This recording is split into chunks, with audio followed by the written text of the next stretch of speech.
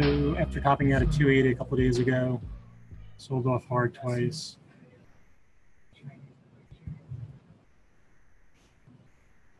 We've almost got our gap fill yesterday. We got real close. So let's take the last couple of days price action just to give us some spots to measure against. So clearly this 276.5 now, kind of where we closed a couple of days ago. Had a 1.5 bounce to that before closing at the near the low. So you have that, and then the play. I mean, the ideal play would be a gap fill from Friday, from the jobs number day. We gapped up from around 274, 274.20, something like that. Ideally, we would pop on the open somewhere into here and take out the low, do the gap fill, load up on the long on the spies, buy some 280 calls for next Friday, and that's how you play that.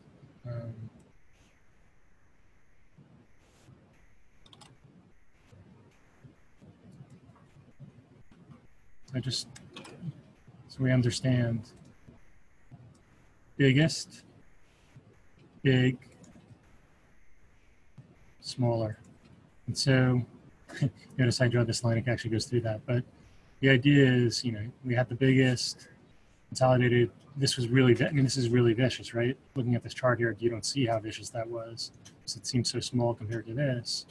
But we went in a few days from 278.5 to 265. So even the last 2 days going from 280 to 275, a nice size move. I mean, for last year, it would have been probably the biggest move of 2017. The idea is they kind of pull the rug. Once the sellers start, the buyers pull the rug. They let it get as overextended as they possibly can. When things slow down, they step back in, and you get that first kind of move off the bottom. And again, I missed this. I was in Florida. And I came in on Monday, and I used basically this 268, and I said, okay, this was the bottom here. We had the hard move. Can we hold higher? We can. Then I'm just going to play the long. And came down to 268 again. That was after hours, I guess. I'm not sure what that news was. And then a few days later, we were back up at where we sold off from. We went higher this time. So it'd be great if we get this in here. We might not. Maybe we'll get back just above 276 and consolidate between 276 and 280 for a few days for the next move. That's how I'm thinking about it. IWM, I still think is showing relative strength. We used 160 as kind of our guide a couple of days ago. Would it fail up there? It did. It's still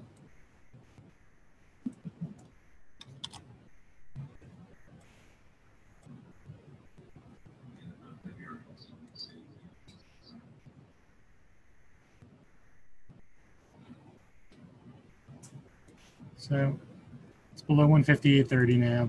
It's in this area here.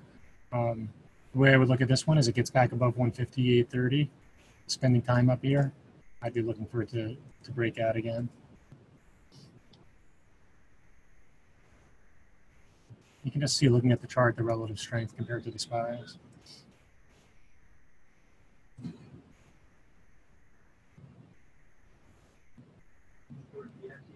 I have an alert at 157.5, where it held twice yesterday. Below that, 156.85. All right, so a bunch going on this morning. First thing is BABA is at 200 for the first time since the top of the market. So I put that on there to use that as the inflection. Double topped here, 205. Got below, was this 198? Just was crush time. Real crush. Topped out here, 195. So I think I put 195 on the sheet, didn't I? I put 196. So if it fails at 200, look for downside to 196 to 195. It consolidates in the 200 area, breaks to the upside. Then we're looking at 203 to 205 right here.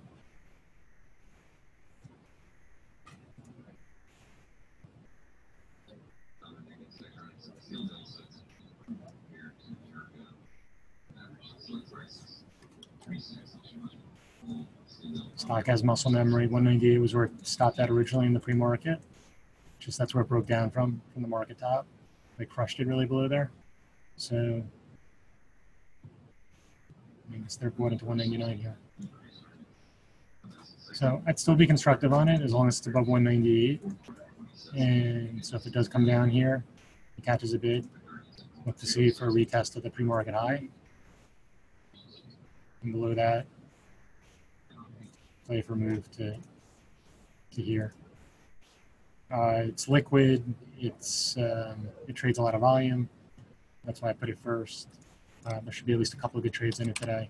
The next one is DG, which already in the pre-market got to a price where I would have felt pretty comfortable shorting it into 98.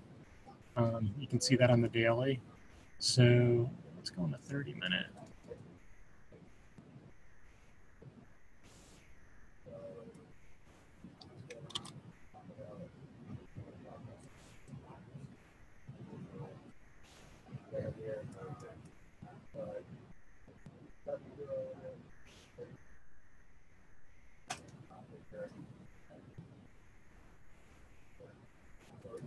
So after it topped out at 105, you had this hard down move here to 93. It bounced back up to 99.30 a couple times. Lower high here at 98.40 or so.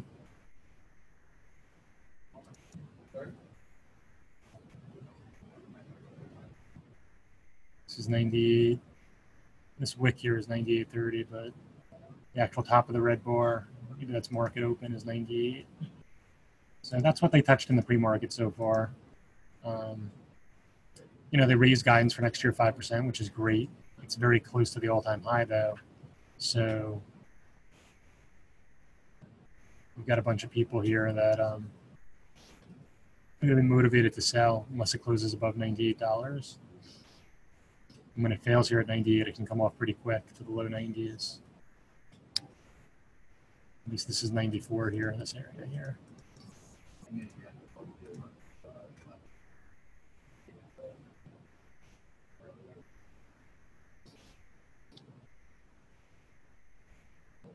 It's done a couple 100,000 shares, probably about 8% of its average daily volume. It's not great.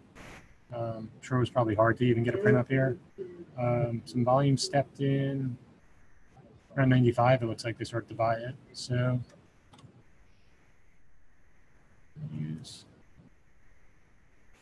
I'll look to play this range on the open, and we'll go from there. Obviously, something up this much, if you are shorted and it's not really slowing down that much at these levels, you need to give it a chance to really pull the rug. Maybe it'll overshoot. Plenty of times we see one of these jobs. Triple D. So this is a lower priced one that anyone can trade. It got to the single digits again, and I thought about maybe buying it for the longer term. Reason is, I'll show you, that was the last time it went down to the single digits. It went from 7 all the way back to 20. They gapped it down. This was the end of last year. It was $8. It was kind of holding there. I didn't buy it. It did fill the gap here to 11.5 in front of earnings, and the numbers were good. And it's 13.20 bid now. So my inclination always with this one is it gaps up. I think it's a good short. Then it overshoots to the upside before getting crushed again. So my inclination again is to short it. I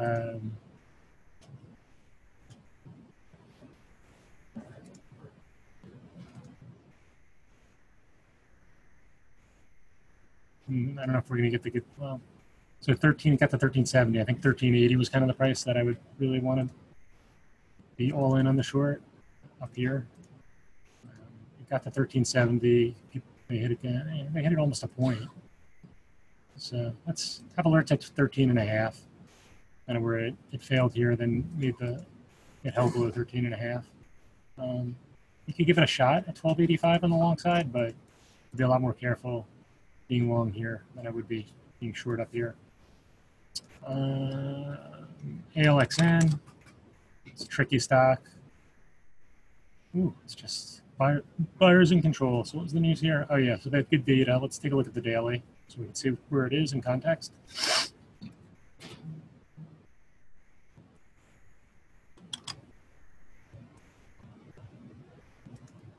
So we know that last time it was at 140, they really put the kibosh on it. They got below 137-ish. Just went straight. I feel like I talk about this every time we look at it. It's like it has these just ridiculous moves, straight up, straight down.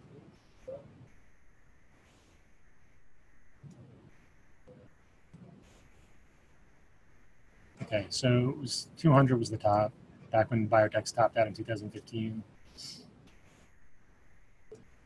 And it's just in a downtrend channel with just vicious up moves.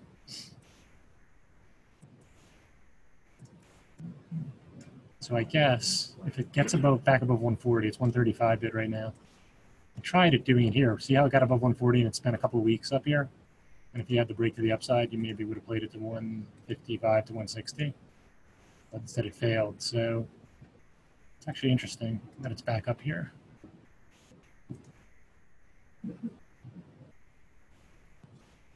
So it does look like they're gonna try to push it up into this area here.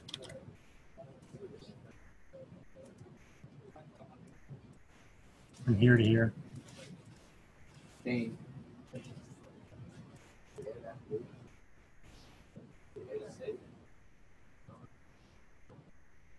trade really is that they push it up to 137.5, 138.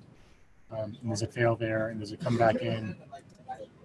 And how much of a how much is a pullback? If it comes here and it only pulls back to like 136 or something and starts going up again, you could actually get the close above 140. I'd start becoming more bearish on it.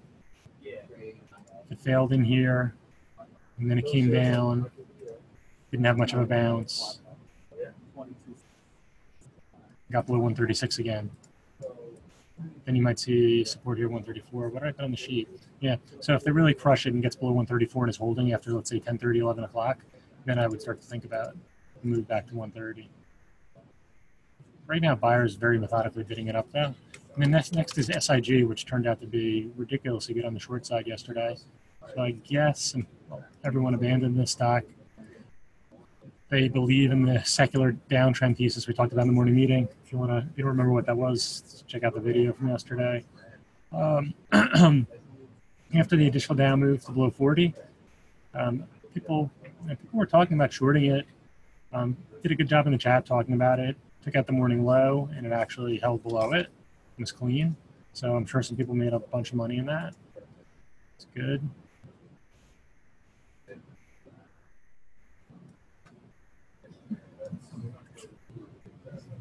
After hours was even lower. I'm just looking to see if there are any more downgrades today. Needham downgraded.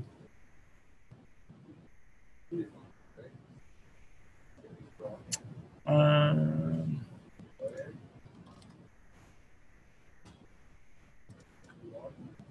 don't think I'd want to really be reshorting this until $39. But if it got up to like, I'll have an alert at like 38.85, 38.90, something like that. And there's no bottom. And there's a question on NTNX. Yeah, so somebody, actually one of the traders came over and asked me about this one yesterday before the open. And what I said to them yesterday, is apparently when they see a chart like this, they think I should get short. Right, so they see that. And what I basically said was, let's see how it played out. I said two things. I said, number one, if it was below 52, they could look for a short, which apparently right on the open some people did, but it stopped at the prior day's low and bounced. And I said, if it was above 53, look for a long.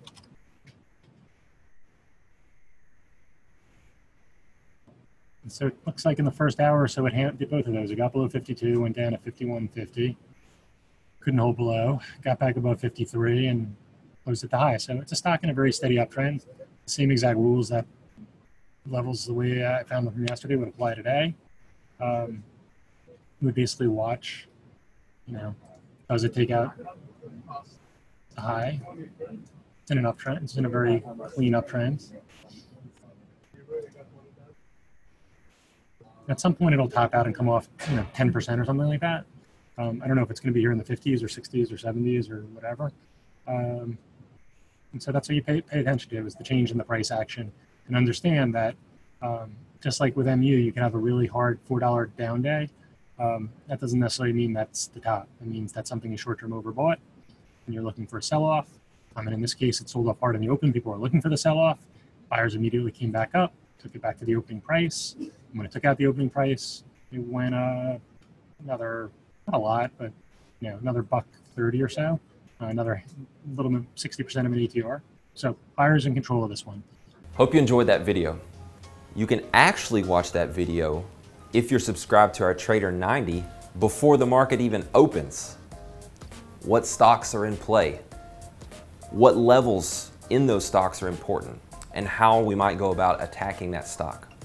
That's Steve Spencer, 20-year veteran trader, laying it out there every morning before the market even opens. A really, really powerful tool to start your session off on the right foot. So right now we're offering a trial that you can take advantage of to access this meeting and other meetings throughout the day. We have a meeting at 11 a.m. Eastern where you can sit down with Mike Bellafiore and listen to him talk about what's going on during the morning session, what stocks were in play, what the best trade opportunities were, as well as maybe some things that we're looking at heading into the afternoon session. So I really encourage you to take advantage of that trial.